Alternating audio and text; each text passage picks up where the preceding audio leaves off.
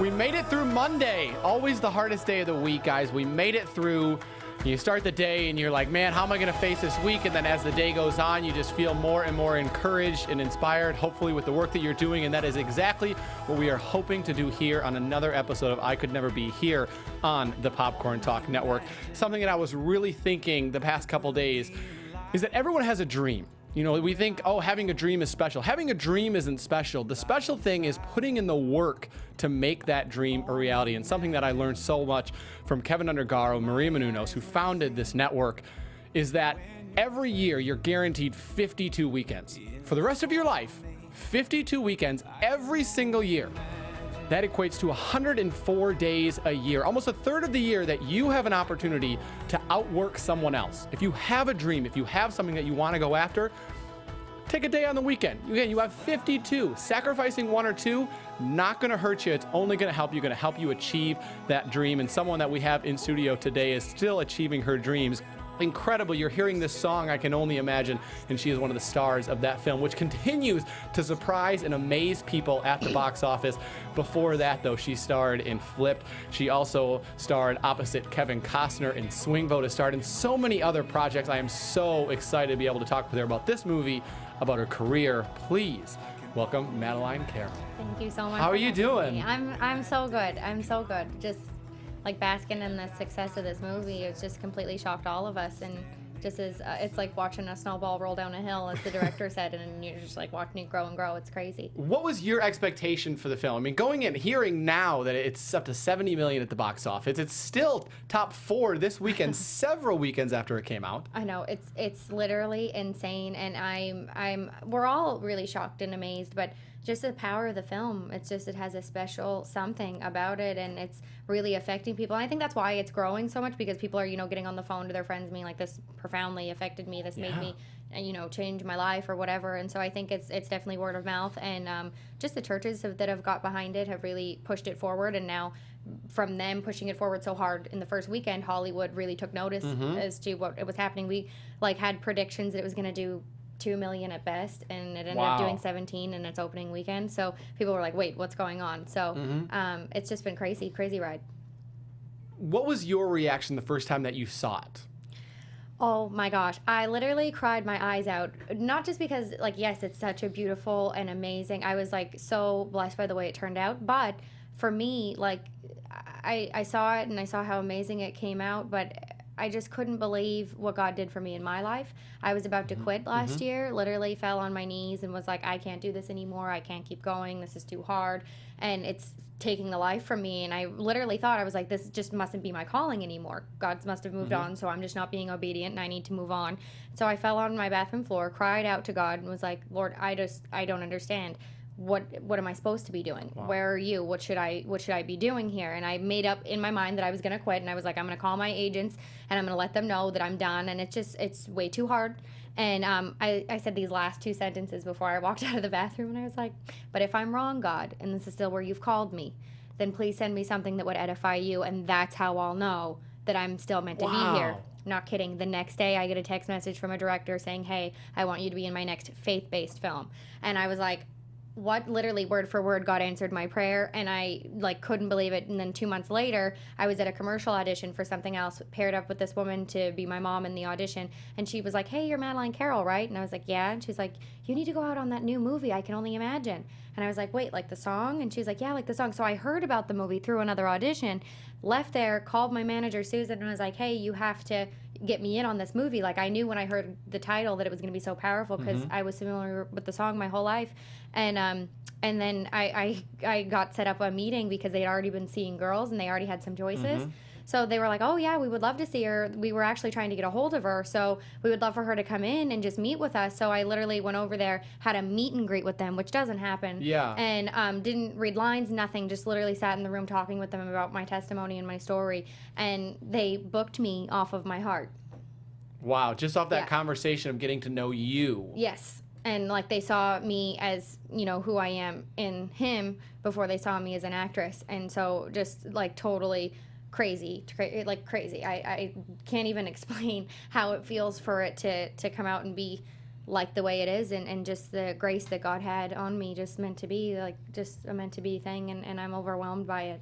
Yeah, it's really just been incredible to see, like you were saying, the reaction and see the reaction from people, but also from Hollywood being like, wait, how is this even working out? And I'm so excited to be able to dive into that. Guys, if you want to be able to follow Madeline on social media after the show, obviously we're going to talk about so much, be able to reach out to her on Twitter. I am Maddie Carroll. On Instagram, Mads Carroll 2. And you can follow me on Instagram, on Twitter, @TheOnlyMC. Again, we're live here every single Monday, just trying to spread that positivity. Please like, comment, subscribe on the YouTube. We're also on Apple Podcasts. Just want to just be able to maybe listen to something that uplifts you on your drive. Certainly put that podcast in and subscribe. The first time I saw this movie, we were talking about this, and I saw it and I cried like a baby. So the song played at my grandfather's funeral. So I was expecting to go in and just cry because of that, because anytime I heard the song, I started crying. But it made me so appreciative of my relationship with my parents. Yeah. Especially that's what this is based off of, the movie, the song I Can Only Imagine, and Bart Millard from Mercy Me, and talking about how he saw his dad transformed. And so I saw it on a Wednesday. 2 days later, I surprised my parents in Scottsdale, drove 6 hours and surprised them on a Friday night and said, I need to see you. Just I need to thank you. From the movie? From the movie. Oh my gosh, that's crazy. That's awesome. It was just so touching. Wow. And it was, I don't cry a lot in movies. Yeah.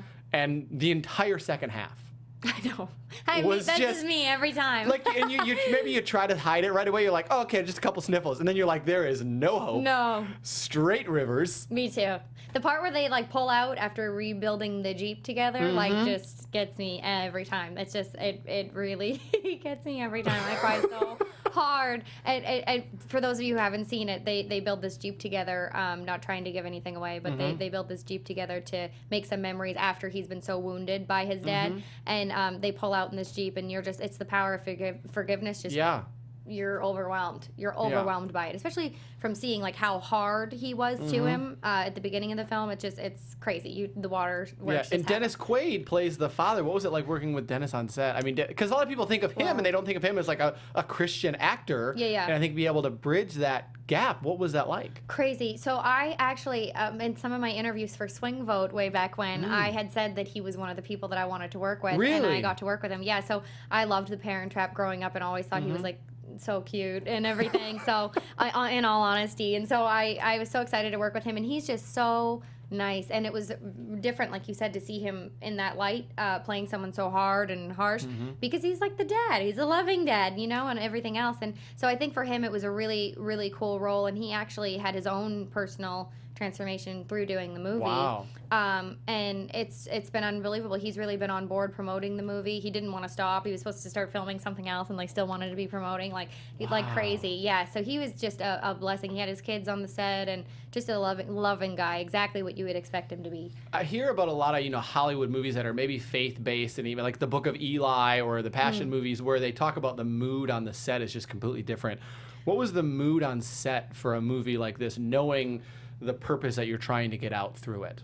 Oh, so much more peaceful, I would say. I feel like everyone has this peacefulness to them. I mean, don't get me wrong, everyone's working really hard to get everything done that they need done, but there's just this peacefulness about the set that you really can't put your finger on. And for me, it was such a different experience for me, because I was so appreciative of it after going through such a hard period of 5 years, where because early on in my career I reached so much success and was so used to doors opening for me from God, and so when I had that hard time, then to have something like that happen and to just be on on such a peaceful, beautiful set, I was so appreciative of it. So it was such a different experience for me going into it, because I looked at it so differently. For me, it was a reviving of my career. I really thought that dream was dead and gone, so I was hugging it every day. I was so grateful and just thanking God every day, because I thought my dream was dead. I really did. I thought that it was over with. So for me, just approaching it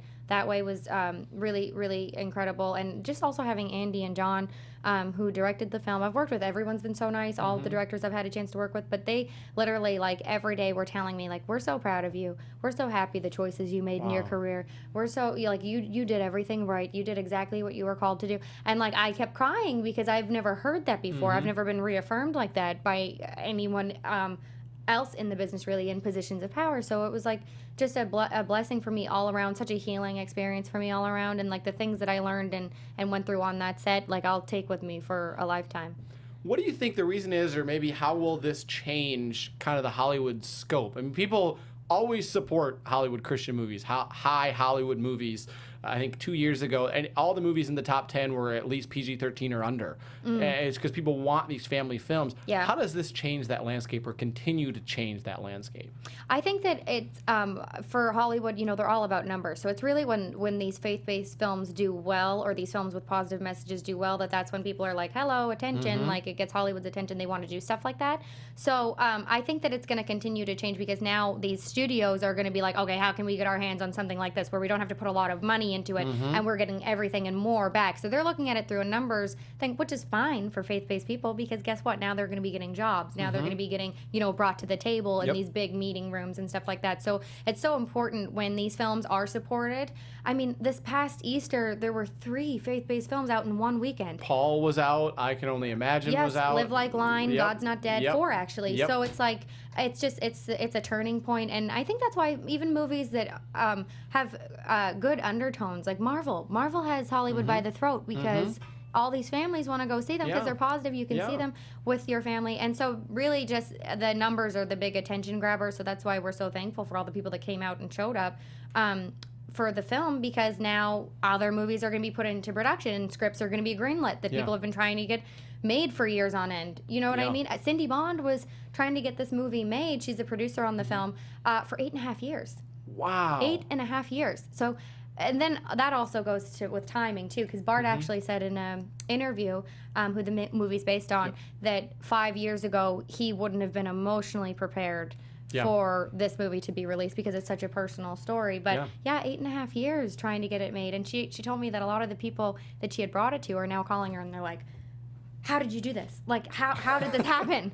Because they don't think much of it. Because they're not, in those, they don't, especially in LA, you don't see, all the community and families.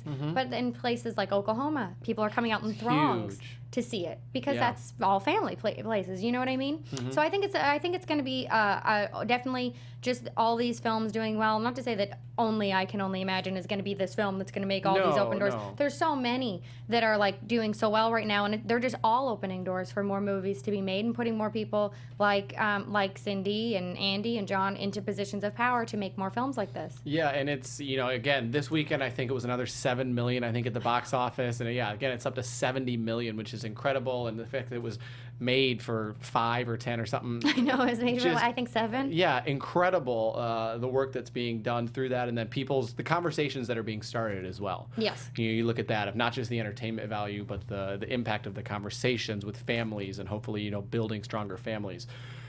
Is it crazy to you to think that you've been acting for almost 20 years? Yes. Doesn't feel like that long. How long does it feel like? Feels like 5. But I think it feels like 5 because it was like, I had always done it. It's all I ever knew. But it was more just like a thing on the side. When you're going to school and you're growing up like that, it's just something for fun. But then I really decided, like, okay, this is what I'm going to pursue. This is what I feel like I'm called to do. Like when I hit 15, which is when it got really hard. Yeah, you were a child actor. What is the mindset of a child actor? You're saying you're going to school, you're on set, you're trying to play with friends, all these things that most kids are dealing with, and then you have the whole thing of, I'm also working on these huge projects. Yeah.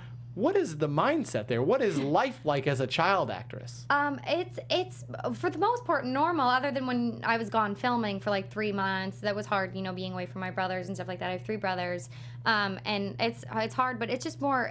It's not as heavy of a thing. It's not a job. You know what I mean? So then it's like, it's more just for fun. Like it was acting for me. I used to say this all the time when I was a kid. It just was my baseball or my soccer. That I got to show to all my friends. Like I would come back to school from filming, and I went to public school my whole life, and so when I would come back to school, I was like, are you guys all going to see my movie? Let's all go see my movie. Like it was just like a normal thing, you know what I mean? And then it just got harder as I got older, because then also the roles started to change. When I hit that teenage years, I was no longer playing, the sweet little daughter or things like that. Things that were coming down the pipe were, all of a sudden they want to see you naked and all these things, and you're like, what is happening? Yeah. You can't believe it. So, and then it just got really hard for a period of time, and that's really when I went through an identity thing. Okay, Lord, is this still where I'm called? Because if I'm not called here, this is far too hard to keep fighting for. It's far too hard to keep going against all this opposition if you're not even in it with me. I need you at my side if I'm going to pursue this and continue to do this. And he did. He showed up and showed up. Was there an age where it switched over, where it almost not the cute roles versus more adult? 15. Yeah, 15 years old, I would say it started to change. More so when you hit 17, 18, because then legally you can do more things. But it totally started to change at 15. And just the roles, just the way you were treated too, maybe?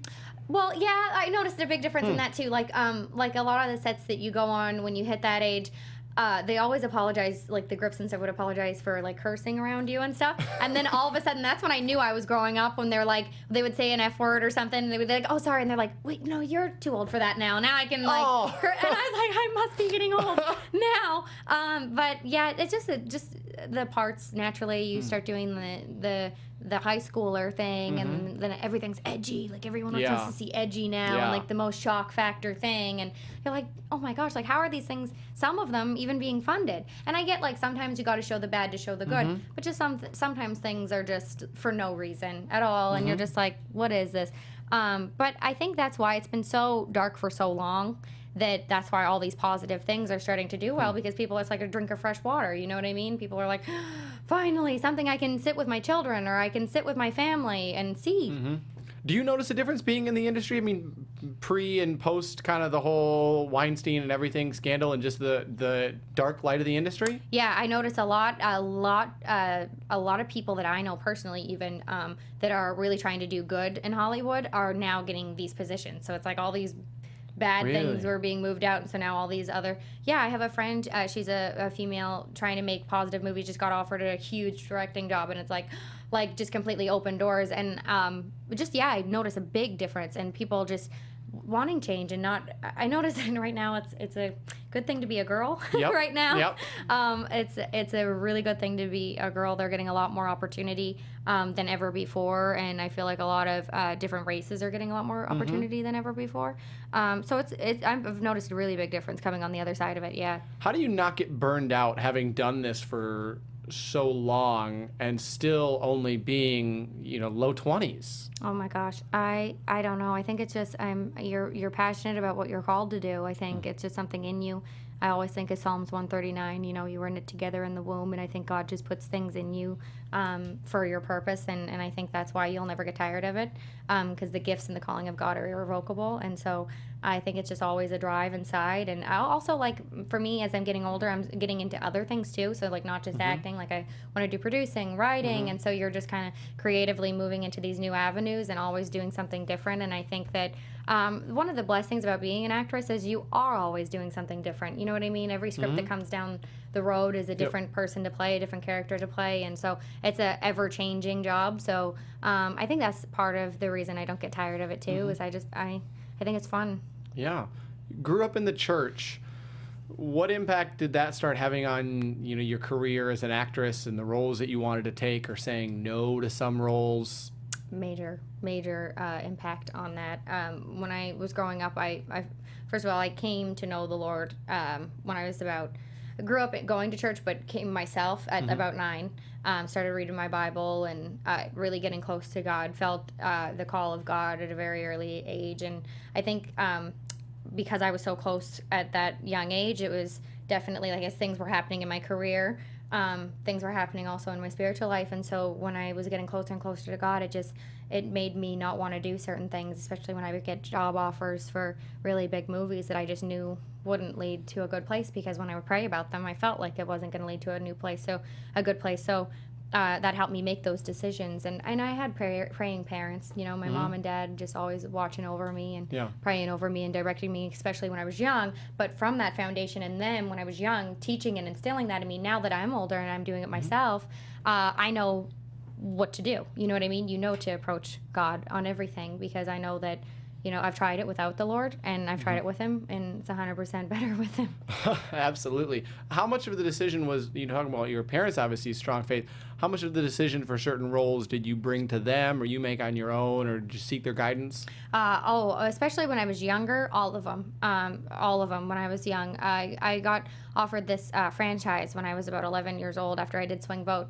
And it was, on paper, everything was amazing and ridiculous money and like 2-picture, 3-picture deal and everything. Wow. Like crazy decision. It was so hard at the time because it fell on my lap, and that just doesn't happen. So I was like, this must be God. You know what I mean? Like, this has to be the Lord. But then when I read the script, there was a lot of stuff I didn't agree with my character in particular. So, as far as your actions, or as far as the morality of the character? Morality. Okay. Yeah, morality and just the language and stuff like that. So it was a really hard decision, but my mom was like praying for me that I would know what to do. But my mom always allowed me to have the final say. She would give me her opinion. She would tell me what she felt. And then she was like, but whatever you feel led to do. And so I was praying really hard about it. And I remember I had originally signed on. Because they had agreed to change some of the stuff. And I originally signed on, went and met with everyone on the team, went to church that night, I'm not kidding, and the pastor called me up to pray on somebody to receive hearing. And I was like, okay, this is so weird. And so I went up, prayed on this little boy, came back to my seat, and I was like, Mom, I can't do this movie. And she was like, why? And I was like, because I don't think it's going to line up where I think God eventually wants to have me. Wow. And I was 11. And so I'm so grateful for having that relationship with him at such a young age. And I ended up turning the movie down. And then, like, right after that, God opened a door, and I did Flipped. I did Spy Next Door. I did Mr. Popper. So it was like God was so faithful. And that's the way God is. God's not going to take something from you and then not reward you.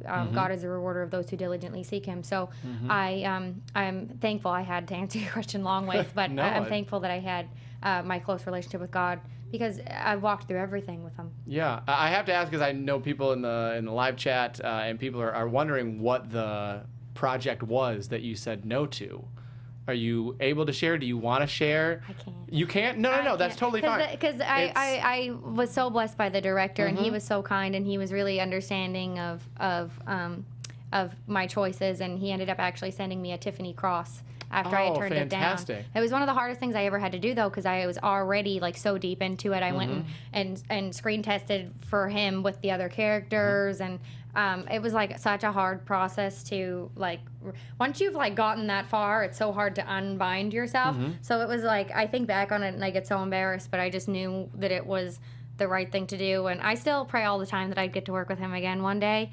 But I would feel bad saying. No, that's totally fine. I ask again because I know people out there are going to want me to ask. No. So I say that, but there's no pressure, and I'm proud of you for not kind of caving in and giving that away. And again, for just making that decision.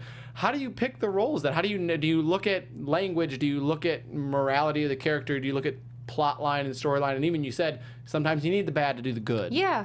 Well, I think that a lot of the time it's your moral compass. You'll get this feeling. You just got to go with your gut. It's a very old saying, go with your gut. Sometimes I've thought things were fine, and then just I had this feeling in my gut like don't do it, and then I saw what it ended up being, and I'm like, okay, that makes sense, but it didn't make sense at the time. I just kind of went with my gut. But I generally, I look at the story, and I have had like hard decisions in the past on doing things, but then I ended up having a peace about it and went for it, even though it was something that I really wouldn't have done, but felt the urge to do it, and then it ended up turning out great. Like Machine Gun Preacher was one of those things that, it blessed so many people, that film, and really opened the eyes of a lot of people. But at the time I was like, should I do this? Should I not do this? And I prayed about it for a long time, and I felt a peace about it, so I went ahead and did it. And it ended up being great, something I can be so proud of. But I always pray about everything. But I do think that sometimes you do have to show the bad to show the good, have redemption and everything. If you're, I think that when movies are edgy and have no point to it, it's like you leave the theater feeling like, why did I see that? You know what I mean? But sometimes things are so brutal and hard to watch, and then in the end you're like, oh, it all came together so beautifully, and you end up feeling positive about it. But I think it all depends on the specific story for me. No, 100%, and that's even something. Last season, the first season of the show, we had Devon Franklin in. Oh, I love him. Yeah, and he has so much control over films that get produced, and said you have to be a reflection of the culture to a certain extent. Yeah. To be able to show the them. grace and to reach them exactly. Yeah. At what point did you get burned out then? You're talking about getting burned out, and you did so many roles, and you hit 15, and you feel like the roles changed. At what point did you kind of think, man, is this what I want to do, or is this where I'm supposed to be? Yeah, I think from about 17 to 20, I was like really like fighting. I always felt like it was what I was called to do and not just a dream of mine, because I was 3.5 when God literally put me on the path. I was discovered at a nail salon. I mean, how random can that get? Back to back, my chair just so happened to be back to back to this agent, so she's hearing me on the other side of her. So knowing that and knowing how I got into acting, I knew the hand of God was on it. But your nails, though, must have been really good. Yeah, my nails were really good. And so I just, that's what really kept me going. So whenever it was hard, I was like, but I know I'm called here, And then I hit 20 and I was like, okay, like I must be not hearing the Lord anymore. I must be called somewhere else. I was like, I don't care, God, if I'm supposed to be a dentist, a postman, whatever. I was like, I am sick of feeling this way. I'm sick of being depressed. I'm sick of comparison. I'm sick of, because you think, especially in acting, you're like, well, maybe I need to be, like, do I need to be blonde? Do I need to be skinnier? Do I need to be more fit? Do I need to, like, what am I doing wrong? It's such a thing that's not in your hands. And none of your career, is in your hands. Whatever you do, it's only the grace of God. There's always someone more qualified. There's always someone better looking. There's always someone who's more apt for the part or whatever, or job. And so I was so tired of fighting. I was like, God, this is so ridiculous for no reason, especially if I'm not called here anymore. So I had that whole meltdown at 20, and I was like, God, like this mustn't be what's for me anymore. And I decided that I was going to quit. And then God's like, no, you're still called here, but I've just been working on you. It's amazing, you're in 17 to 20, and you look back, and it's like, oh, it was 3 years. But 3 years when you're in it is so holy cow long. Yes, we think a week or two if you go without hearing something or getting something amazing, and 3 years. I know. I mean, what is the day to day or the week to week waking up and trying to pursue something that you're facing so many obstacles? What do you tell yourself when you wake up? What are you feeling on the day-to-day throughout those 3 years? Oh my gosh, so hard. I would be lying to say that it's just easy and you dust yourself off and you keep going to the next thing, but you do keep going. You obviously dust yourself off and you keep going, but it's like a heavy walk, man. It feels like you're dragging your legs. You're like, I literally felt like, if I could describe it, those 3 years, I literally felt like I was crawling and no longer walking. I was so devastated because I was so used to God having so much favor and opening all these doors. So then when it got hard, I was like I can't take it anymore. I can't. It was beyond hard. And I am grateful though now looking back for that time, because what it did was it took everything fleshly and human out of me and replaced it with the Lord. And God's like, I'm your casting director. I'm your director, because that whole past year with Imagine and all these different movies and projects that I did, there are things that I'm walking out now that I am unqualified to do. But God is in me and God is moving through me. And I am so not qualified for it. But what those years taught me was just rest in me, be still and know that I am God, and just surrender. So now I live in this place of just surrender, because I've learned through those 3 years of crawling that it is not me. It's not physically. I am not capable of going into a room and convincing studio heads that I am worthy of a job. There are so many people more qualified for that part, but for some reason, they have favor. And it is, I can't explain it, but know that it is the Lord. And so now I just feel like shouting it from the rooftops. It's only the Lord. Just rest. And isn't it? It's such a simple thing to just rest in His presence and let Him do it for you, and He will. Yeah. But for some reason, our human minds, we just don't understand it. So I crawled for 3 years, and God just, in that time, not saying that things like that are sent from God. God is the author of good and not bad. But He uses it for His good. And so now all of that flesh is out of me, and I'm like, okay, Lord, whatever you would have next, I just want to be obedient. Let me be humble and obedient. And the places that God will take you will blow your mind. It's amazing that you have to be stripped sometimes fully to be able to be completely rebuilt. And you think sometimes, no, but I am stripped, but you're not. You're not until you get to that very last ounce, and you're like, all right, I surrender. I can't do anymore. I can't do anymore. I'm going to fully rely on you. And I mean, like we were saying before the show, my path to get, it's everyone's path to get to where they are, his path over my path. Amen. 100%. And look at where I would be or where anyone would be if we got what we wanted all the time.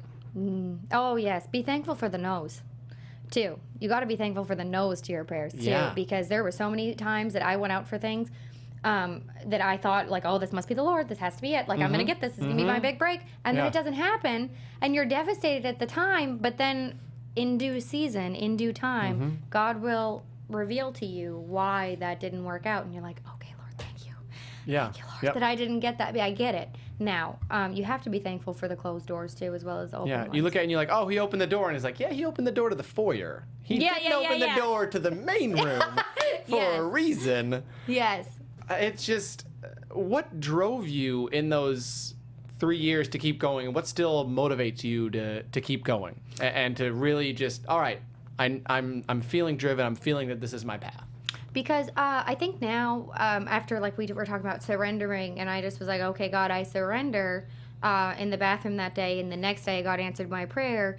And then from there, Imagine, and then from there, a movie called Indivisible, and then from there, God got me into producing, and then from there, like, I'm writing a book, and it's like, I like have a high school education. Like, I can't write a book. You know what I mean? But it's like, but with the Lord, I can. If I just humble myself and just let God reign. And that's what I've been doing, and that was the lesson I learned. So now what keeps me going is I have no idea what God has next for me. I feel like I've seen him move in such a powerful way through Imagine, and like just with reviving my whole dream in my career, that I imagine like that tomorrow God could be like, okay, you're gonna be a surgeon now. And I'm like, okay, all right, God, okay, I'll be a surgeon. I've never went to school for surgery, but sure, okay, because I just know that I can do all things through Christ who strengthens me. I know that now because I've released things and then seen God show up. And that's how we become closer to the Lord. For those of you who are like, how can I get this awesome relationship with God? Just little bits of obedience. Little bits of obedience reveal to you more and more the character of God, that he is someone who shows up. You know, not all humans show up for you, but God always shows up for you. He is the author and finisher of your faith. And again, he will not show up in the ways that you want him to. He'll show up in the ways that you need him to. Amen. What is this book? What can you share about what is the topic? What are we going to be seeing? So I am literally in the very, very beginning stages of it, and just praying about it. I got approached at NRB when we were promoting Imagine. Someone came up to me and was like, hey, I'm a book publisher, and I really think that you need to write a book. And I was like, okay, I'll pray about that. I come home, and then just God's like had it on my heart. So now I'm going to do it, I guess, by God's grace, and I'm praying every day. Like, when this book does come out, it will be like real talk, like just my everyday time with the Lord and the revelations that it'll be about like just the revelations that he gives me with reading his word, pretty much, and different things that when I went through this hard time, like these little things that God said to me that I studied out, and just revelation. So it'll it's hopefully going to help people and bless people, especially people who are walking out this dream that isn't coming to fruition at the time. So you'll be seeing me literally live out life in real time, and just completely, it's basically God's writing the book, because it's just my time with him, and me saying, okay, God, literally specifically praying, Lord, what would you have me write? Wow. Is it difficult that you've never written a book? Is it daunting looking and saying, wow, okay, I have to write couple hundred pages or whatever it is? Yeah, it's very daunting because, like I said, I'm not qualified. I can tell you honestly. I have a high school education, and I went to. It was funny because I went to UCLA last year because the Lord put it on my heart to go back to school and to study production, pre-production, and screenwriting. So all things that I would have never did. So I'm literally walking out being unqualified, and it's the craziest thing. Don't enter with that when you go in a room. You can think it, but don't enter saying, I just want you to know I'm not qualified. No, I'm not the person that is going to do the best job as far as qualifications reasons. Yeah. But I just like I want to encourage people that like the craziest thing that you have hidden in your heart that you never would dream were possible, like it's possible. And it's not about you or your ability, it's about God inside of you, and that's all you need. Literally all you need is humbleness and obedience and just allowing God to be perfect in your weakness, and that's how I'm living right now, is literally just God just moving and opening doors that I could have never ever dreamed were possible, but that's just what it is with him. I always, ask people at nearing the end, I say, well, what is your advice maybe for other people? And obviously that seems like your advice, but I'll ask in a different way of how do people listen to God, or how should they maybe feel that presence, or being able to know and discern what is God's plan? Okay. Well, so I feel like, first of all, when the Lord speaks with you, for me, it's obviously like you'll have this thought and it'll come into your mind. It's not like Simba, like this is what you're going to do. That ray of light just shines. Yeah, that's not what's gonna happen. So what's gonna happen is like the Lord will speak to you in a way that like it'll come into your mind as a thought. Like for instance, like Madeline, remain in me, and I will remain in you. Okay, so I wouldn't say that to myself. You know what I mean? So it comes at you as a different person, but it's more like a thought, and then you're like, okay, well, remain in me, and I will remain in you. Okay, so I feel like the Lord just spoke that to me. So I'm gonna look up the definition of remain, and I'm gonna study that out. And it just kind of it's like God thoughts follow after, and it's not gonna be a Simba audible voice. And then I would also say, just God speaks to me so much in my word. I read my word all the time, and I know that's not for everybody, but for me, I read my Bible all the time. And the other day I was facing a situation and I was like, God, I don't know what to do, but I know you know what to do. And I was like, Lord, reveal something to me in your word. So I opened my word, and I wasn't, to give some context, I wasn't sure whether to do something or not do something. I didn't know whether to stand still or to move. And I read, about the battle of the Israelites, and God was like, stand still, for the battle is not yours but God. So then there was my answer. So that's like an example of God speaking to you. And I was like, oh, okay, God, so I'm going to stand still, and you're going to deal with this, and I'm not going to do anything. And I did that, and I was obedient to that, and then that's exactly what happened. God took care of exactly what was on the table. And so my advice would just be stay in your word, stay around people who are, life-giving, people, friends that aren't going to suck the life from you. And a lot of people, I heard Devon Franklin say this actually one time, was don't let people speak over your life, because God didn't reveal the vision to them. He revealed it to you, which I thought was really powerful. And just make sure that the calling is not just something you're desiring, but God's in it too. Because like I said earlier, it's way too hard to walk it out by yourself, and it has to be something that came from him as well. And you'll notice that things come a lot easier. In 30, 40, 50 years, people look back on your career and your life. What are 3 things that you want people to know or to remember about your work, your life? Oh my God, that's a heavy question. I want people to look at my life and see how unqualified I was, and that God did something great. Wow. And I want them to see obedience. I want them to see humility, and I want them to see change. I would like people to see, this Madeline that you're seeing now, and just someone at the end of my life that has just been obedient and did something great and made an impact. But more importantly, my goal is that I'm pleasing to God. Wow. And that I've accomplished everything He's called That's amazing. me to do. That's amazing. I'm sorry to make you cry. I feel like we're watching I Can Only Imagine right now. There's so many. Thank you.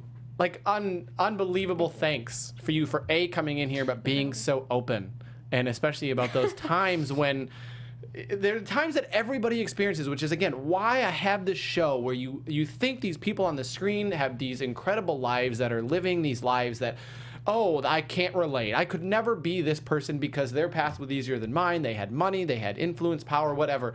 That's not the case.